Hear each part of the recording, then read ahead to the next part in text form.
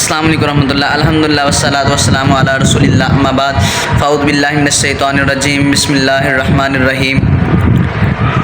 لا يستوي الذين يعلمون والذين لا يعلمون وقال النبی صلی اللہ علیہ وسلم العلماء ورثۃ الانبیاء.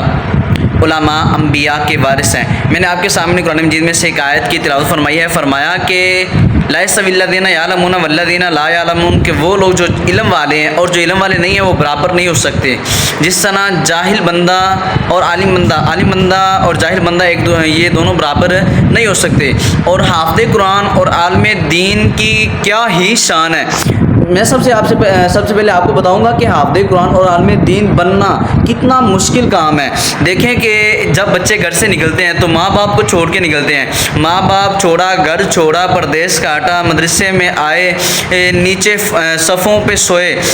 ہو سکتا ہے کہ وہ ایسے لوگ ہوں جو گھروں میں صوفوں پہ سوتے ہوں، گھر میں اے سی لگا کے سوتے ہوں، لیکن جب یہاں پہ آتے ہیں تو پھر کیا ہوتا ہے، نیچے صفیں ملتی ہیں، صفوں پہ سوتے ہیں اور پنکھے کے نیچے سوتے ہیں. کبھی بجلی چلی گئی، کبھی کیا ہو گیا، اور اسی طرح کھانا کبھی کیسے کھایا کبھی نہ کھایا. راتوں کو جاگ کے منزلیں یاد کر کے حدیث کو یاد کر کے محنت کر کے یہ صفیں توڑ کے صفوں پہ بیٹھ کے وہ صفیں گھس جاتی ہیں. لیکن پھر جب صلہ ملتا ہے تو پھر صلہ دنیا میں کیا ملتا ہے. سب سے پہلے میں آپ کو بتاؤں گا کہ دنیا میں صلہ اور اس کے بعد ہے قیامت کے اندر صلہ. دنیا کے اندر صلہ دیکھیں کیا بنتا ہے کہ اللہ تعالیٰ نے فرمایا کہ عالم بندہ اور جاہل بندہ یہ دونوں برابر نہیں ہو سکتے. اور آپ وسلم نے فرمایا نا، حدیث ہے، فرمایا کہ خیرکم من تعلم القرآن وعلمہ، کہ تم میں سے بہترین بندہ، بہترین شخص وہ ہے جو قرآن کو سیکھتا ہے اور دوسروں کو سکھاتا ہے. یعنی جس کو آپ وسلم بہتر کہہ رہے ہیں اسے ہم غلط کیسے کہہ سکتے ہیں. اسی طرح فرمایا کہ العلماء ورثۃ الانبیاء، کہ علماء جو ہیں یہ انبیاء کے وارث ہوتے ہیں. دیکھیں نا، انبیاء آئے، لوگوں کو گمراہی سے نکالا، ہدایت کی طرف لے کے گئے، لوگوں کو برے راستے سے نکالا، سیدھے راستے کی طرف لے کے گئے. اسی طرح فرمایا کہ ان کا بھی کام ہے، یہ لوگوں کو برے راستے سے نکال کے سیدھے راستے کی طرف لے کے جاتے ہیں، گمراہی سے نکال کر ہدایت کی طرف لے کے جاتے ہیں. اور وہی حافظ قرآن. ابھی میں بتا رہا ہوں کہ دنیا کے اندر کیا اللہ نے مقام دیا ہے، دنیا کے اندر کیا اللہ نے عزت دی ہے. آپ نے دیکھا ہوگا کہ جب مصلی رسول ہوتا ہے اس پہ ایک غریب کا بچہ، ایک مزدور کا بچہ، ایک ایسے آدمی کا بچہ جس کو ہم کبھی اپنے سامنے آگے کھڑا نہیں کر سکتے، لیکن وہی بچہ جب حافظ قرآن بنتا ہے، عالم دین بنتا ہے، وہی مصلی رسول پہ کھڑا ہوتا ہے. اور پیچھے جو گاؤں کا، جو دیہات کا، جو شہر کا، جو محلے کا چودھری ہوتا ہے، سردار ہوتا ہے، جو وڈیرا ہوتا ہے، وہ پیچھے کھڑا ہوتا ہے. ہمت نہیں ہوتی کہ اس غریب کے بچے کو مصلی رسول سے پیچھے ہٹا سکے، کیونکہ اللہ نے مقام ہی اتنا دیا ہے، اللہ نے عزت ہی اتنی دی ہے، یہ دنیا میں مقام ہے. اور جب وہ حافظ قرآن گھر سے حفظ کرنے کے لیے نکلتا ہے، علم حاصل کرنے کے لیے نکلتا ہے نا، تو فرمایا کہ جو مچھلیاں ہیں وہ بھی اس کے لیے دعائیں کرتی ہیں.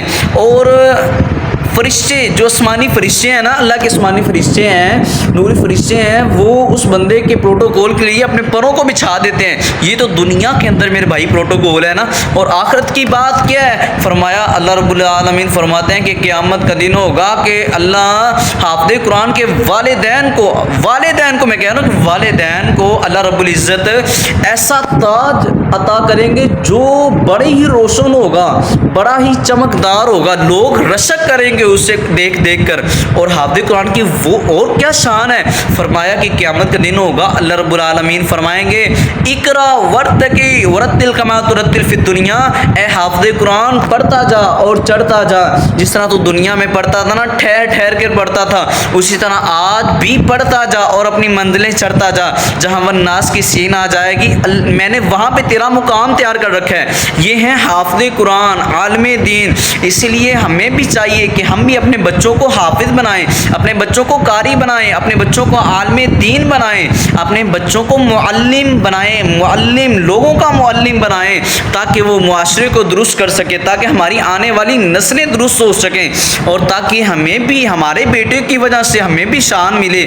دیکھیں نا کہ ایک ہوتا ہے بڑا نیک بندہ ہوتا ہے، لیکن اس کی اولاد اگر غلط نکل آئی ہے تو اس کے والدین بھی برے گنے جاتے ہیں. لیکن اگر والدین برے بھی ہیں، ان کا بچہ حافظ قرآن ہے، ان کا بچہ عالم دین ہے، یہ نہیں کہیں گے یہ بچہ بڑا حافظ ہے، یہ نہیں کہیں گے یہ بچہ بڑا عالم ہے، بلکہ یہ کہیں گے فلاں بھائی کا بچے دیکھیں یہ فلاں کا بیٹا ہے، یہ فلاں کا بیٹا ماشاءاللہ حافظ ہے، اللہ نے علم عطا کی ہے۔ اس لیے اپنے بچوں کو ہمیں بھی حافظ قرآن بنانا چاہیے، عالم دین بنانا چاہیے، اور اللہ تعالی ہمیں توفیق دے تاکہ ہم بھی اپنے بچوں کو حافظ قرآن بنائیں، عالم دین بنائیں۔ اللہ نے بڑی عزت رکھی ہے، بڑا مقام رکھا ہے، اللہ نے بڑی شان دی ہے ان کو، اس لیے ہمیں بھی چاہیے کہ ہم بھی اپنے بیٹوں کو، اپنے بھائیوں کو، اپنے بچوں کو حافظ قرآن بنائیں، عالم دین بنائیں۔ آپ کو یہ ہماری ویڈیو اچھی لگی ہوئی ہو تو اسی طرح کی مزید اور ویڈیو دیکھنے کے لیے ہمارے چینل کو سبسکرائب کریں۔ شکریہ، السلام علیکم ورحمۃ اللہ۔